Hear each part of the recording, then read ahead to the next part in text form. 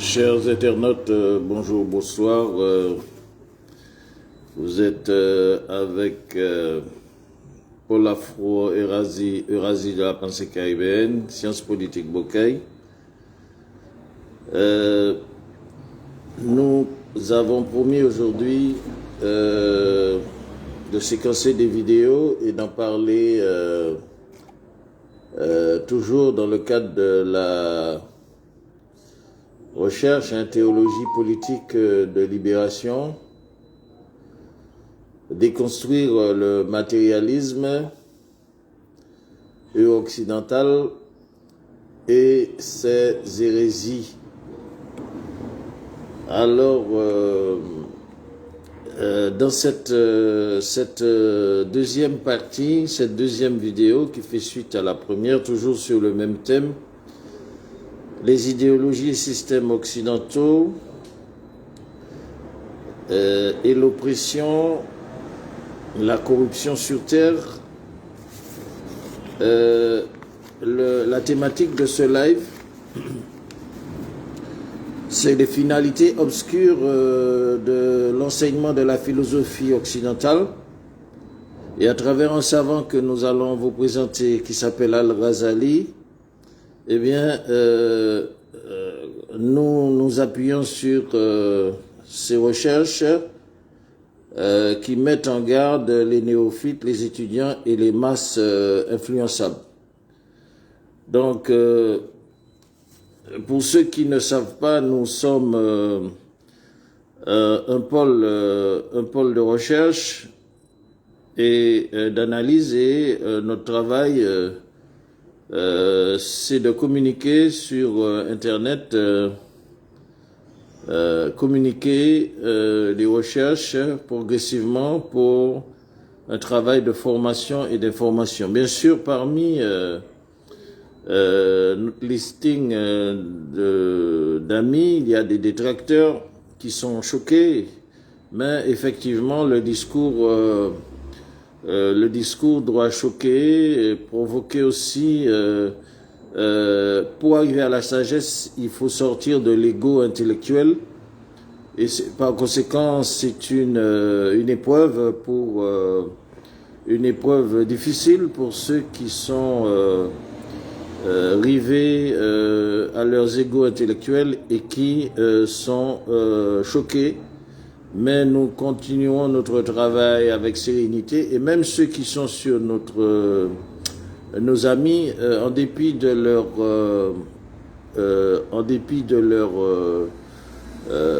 positionnement, eh bien nous n'allons pas les expulser du live, parce que effectivement nous sommes là pour soigner les esprits et les cœurs, et il y a beaucoup qui sont atteints justement par l'enseignement erroné occidental, et c'est justement là que nous voulons soigner. Donc nous ne sommes pas choqués par certaines réactions de personnes, et donc par conséquent nous n'allons pas les faire sortir du live, et nous continuerons. S'ils veulent s'exclure, ils s'excluront d'eux-mêmes, mais nous continuerons à faire notre travail d'information, parce que vous savez que ces vidéos, elles sont archivées et elles servent justement à faire un travail de formation et d'information.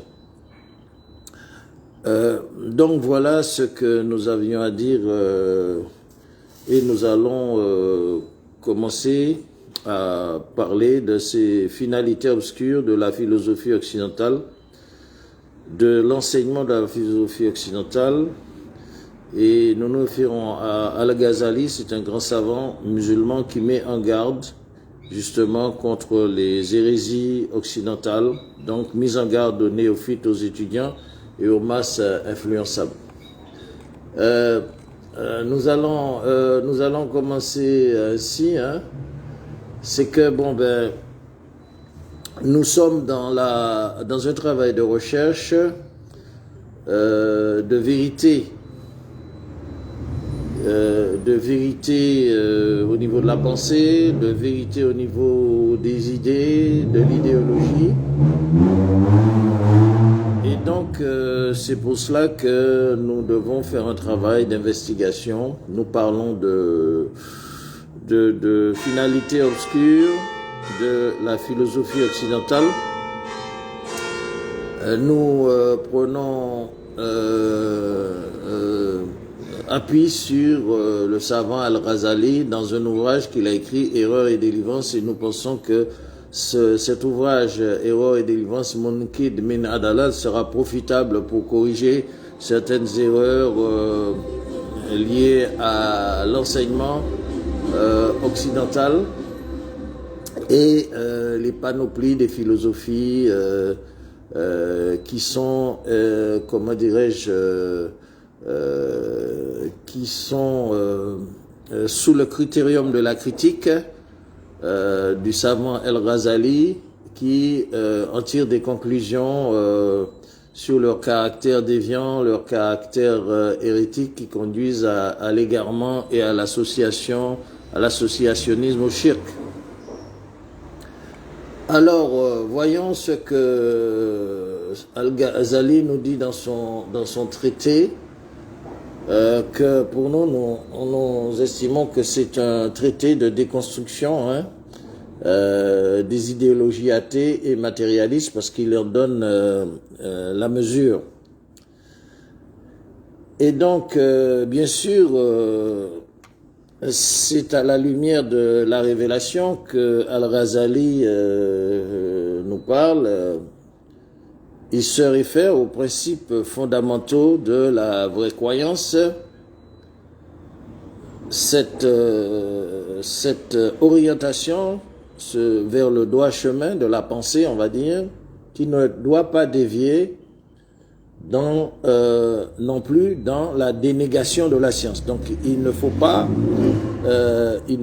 non plus tomber dans la dénégation de la science, comme l'ont fait à l'époque de l'obscurantisme les officines papales qui persécutaient les savants, qui rejetaient l'enseignement de la science et tout ça. Nous ne sommes pas dans ce registre-là. Nous disons que nous, c'est nous musulmans, et aussi les principes de la révélation et de la science prophétique ne sont pas en contradiction avec la science, et que donc par conséquent, Ghazali nous dit que effectivement il faut éviter de dévier dans la dénégation de la science, et il fait aussi le constat que les adeptes de la science commettent de graves erreurs à réfuter l'existence du divin, de l'agent moteur du dogme. Donc voilà la contradiction, puisque nous parlons aussi aux élites occidentalisées qui ont étudié la philosophie occidentale et qui finalement sont parvenus à tomber dans les finalités obscures de ces philosophies occidentales, qui sont enseignées pour justement nier et réfuter l'existence du créateur, du divin créateur, de l'agent moteur du dogme. Et là, le savant Al-Ghazali, il nous expose dans son ouvrage Erreur et délivrance les rotors des déviations des personnes égarées qui, par ignorance, seraient responsables aussi des entorses à la guidance. Donc c'est la raison de mieux connaître par notre enseignement les contresens de telles erreurs et leurs fondements idéologiques, dont il faut s'en prémunir et protéger au plan individuel et collectif, surtout en informant, par l'information, par le travail d'information, de formation du peuple et aussi des étudiants, aussi des personnes, pour qu'elles ne soient pas censées être influençables et qu'ils se tiennent à distance des honteuses déviations des philosophies matérialistes et hérétiques. Voilà. Alors, pour entrer dans le vif du sujet, Ghazali va nous parler des catégories des philosophies, leur contenu et les multiples groupes, les tendances des philosophes, et ils nous dit que comment ils sont divisés. Et donc, pour introduire cette thématique, s'agissant des philosophies, ce savant Al-Ghazali nous informe s'être rendu compte indubitablement des hérésies et des illusions aussi bien en pratique qu'imaginaire par rapport au sujet que nous traitons, c'est ces philosophies, leur enseignement et les finalités obscures et sur lesquelles nous devons mettre en garde les étudiants, les néophytes et les personnes afin qu'ils ne soient pas influençables. Alors, Al-Ghazali procède à l'exposé des philosophies. Il procède à l'exposé des philosophies et de leurs résultats. Très intéressant, c'est un débat intéressant, académique, intellectuel. Il faut lier l'intellectualité et la spiritualité. Ce sont la religion et la science sont des sœurs jumelles en islam. Et il traite plusieurs catégories de philosophie et plusieurs branches de ces dites philosophies. Et c'est aussi pour nous prévenir tout en que tous ces philosophes, s'agissant de ces philosophes et de philosophie, doivent être taxés d'hérésie. Alors on dira, bon ben, qu'est-ce qu'il dit là? Donc on verra dans l'explication. Il parle de l'éloignement relatif de ces philosophies de la vérité. Cela dépend de l'ancienneté de leur naissance. Alors, dans le plan, comment dirais-je, dans un premier élément, le savant, il expose dans son traité les catégories des philosophes, qui dit qu'ils sont toutes hérétiques, les catégories des philosophies toutes hérétiques, et en fonction des multiples groupes et leurs tendances diverses, d'après lui, d'après ce qu'il dit, la pensée, les philosophes se divisent en trois catégories. Trois catégories, donc on retient ça. Il y a les philosophes matérialistes, les philosophes naturalistes et les philosophes théistes. Et aussi, d'autre part, il présente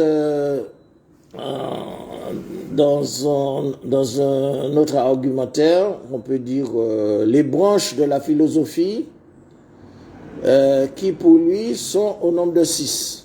Les mathématiques, la logique, les sciences naturelles, la théodicée, la politique et l'éthique. Donc, comment dirais-je, mise en garde à l'ego intellectuel de ceux qui, dans l'enseignement des scolaires, dans l'enseignement universitaire, ils s'abreuvent de ces connaissances et ils croient, comment dirais-je, ils croient être disposés de la science infuse alors qu'ils commettent de graves erreurs et ils tombent dans le panneau. Et Al-Ghazali nous parle de ces catégories des philosophes. Il commence par nous parler des matérialistes. Les matérialistes, il nous dit, on les appelle les Dahawiyun. Les matérialistes, des Dahawiyun dans la langue arabe. Ce sont les plus anciens des philosophes. Et quelles sont les caractéristiques des matérialistes, des Dahawiyun? Puisque Ghazali nous dit que ce sont des hérétiques, il nie l'existence de l'agent moteur, du docte, du Tout-Puissant, et les matérialistes soutiennent que l'univers a toujours existé par lui-même, sans agent, sans avoir besoin du divin, et selon ces matérialistes, l'animal serait issu, nous dit Ghazali, du sperme, et le sperme de l'animal indéfiniment, et donc ils sont classés dans la catégorie des athées. Voilà les athées, donc vous avez des éléments déjà pour comprendre que pourquoi nous prenons nos distances nous prenons le contre-pied vis-à-vis de ces philosophies occidentales qui sont enseignées comment dire, à l'université, qui sont enseignés dans le domaine éducatif, et c'est pour ça que nous faisons ce travail, et nous sommes conscients des ravages des ravages de la propagation des idéologies et des systèmes occidentaux qui sont les conséquences de la corruption sur terre et de l'oppression et aussi des contre-vérités. Donc nous avons vu pour les athées. Ensuite, le savant nous parle des naturalistes. Dans les naturalistes, on peut mettre ceux qui s'occupent de la science naturelle, ceux les naturalistes, hein, on les appelle les tabiyoun. Les tabiyoun, les naturalistes. Donc vous voyez, cet enseignement n'a pas cours dans les écoles, les universités occidentales, et nous prenons le contre-pied de cet enseignement pour voir plus clair et pour avancer dans le sens de la vraie connaissance et pour former des esprits saints et des corps saints. Alors, les naturalistes, les tabiyoun, nous dit Al-Ghazali, ils ont prétendu que l'âme humaine meurt. Donc voilà, il y a un désaccord par rapport aux naturalistes qui prétendent que l'âme humaine meurt et que ne revient pas à la vie. Donc on peut étudier les philosophies matérialistes, on peut égurgiter tout ça, les philosophies naturalistes, sans savoir leur finalité obscure, qui sont, comment dirais-je, des hérésies. Et donc ces naturalistes prétendent que l'âme humaine meurt et ne revient plus à la vie. Et par conséquent, ils ont nié l'existence dernière du paradis et de l'enfer. Ils ont nié aussi la résurrection, ils ont nié le jugement. Donc la récompense et la bonne conduite et le châtiment de la mauvaise conduite devient pour ces naturalistes et tabiyoun sans objet. Alors, Al-Ghazali nous dit que ces naturalistes restés sans frein, sans limite, dans leur extrémisme, se sont plongés comme des animaux, ayawan, comme on dit, des animaux dans la concupiscence. C'est pour ça qu'on voit l'hédonisme grec, hellénique et tout ça, qui ont diffusé en quelque sorte pas mal de déviations sur l'anthropomorphisme, sur l'hédonisme et tout ça. Et donc c'est de là que la civilisation occidentale prend sa source. Mais en réalité, les Occidentaux mentent parce qu'ils ont reçu pendant 8 siècles un dépôt de la science, de la chimie, des mathématiques, de l'algèbre, de l'astronomie, de l'agronomie en Espagne. Pendant 7 siècles qu'ils étaient éduqués par les musulmans. En réalité, ils se réclament comment dirais-je, de la philosophie grecque, hellénique et tout ça, mais tout ça c'est par l'ego, on va dire l'ego intellectuel occidental qui ne veut pas reconnaître qu'il s'est abreuvé de la science mauresque en Espagne, etc., de nos ancêtres morts qui sont restés là pendant 7 à 8 siècles avant de quitter en 1492. D'ailleurs, en 1492, on verra que, comment dirais-je, comment la barbarie occidentale va se déferler sur le monde, sur le nouveau monde avec l'esclavage, avec, comment dirais-je, la traite transatlantique, avec les génocides des Indiens en Amérique du Nord, en Amérique du Sud, etc., etc. Après qu'ils aient été, ces Occidentaux, éduqués, formés dans la science, comment dirais-je, orientale, la science mauresque, la science pendant 8 siècles où ils ont été occupés par les morts. En Espagne, en France aussi, au Portugal et même dans les Pyrénées et même en Italie, à Calabre, etc., etc. Donc, c'était juste pour dire que, en fait, ces naturalistes sont des les tabioun, ils prétendent que l'âme humaine meurt, qu'elle ne revient pas à la vie. Ces naturalistes ont nié la fin dernière, le paradis, l'enfer, la résurrection et le jugement. Ils ont nié aussi la récompense de la bonne conduite et le châtiment de la mauvaise conduite. Pour eux, ça devient sans objet. Donc, on voit que ces philosophies, nous, en tant que non-européens, ces philosophies sont destinées à nous aliéner, à nous assimiler, et donc, par conséquent, nous devons les connaître, les comprendre pour pouvoir nous distancier de ces erreurs-là.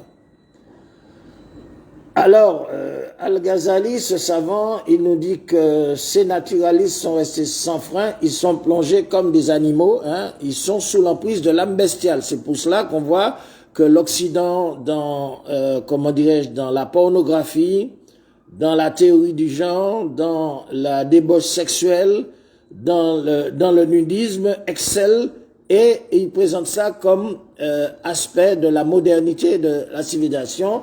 Et donc, nous voyons que Al-Ghazali nous dit que ces naturalistes sont restés sans frein, ils sont plongés dans l'âme bestiale, c'est-à-dire comme des animaux, dans la concupiscence. C'est le sexe, on voit le sexe, on voit les Jeux olympiques, l'importance du sexe, on voit, etc., comment ça se passe. Donc, nous avons un petit problème de surchauffe là comment dirais-je, le téléphone, et ça risque de nous poser problème.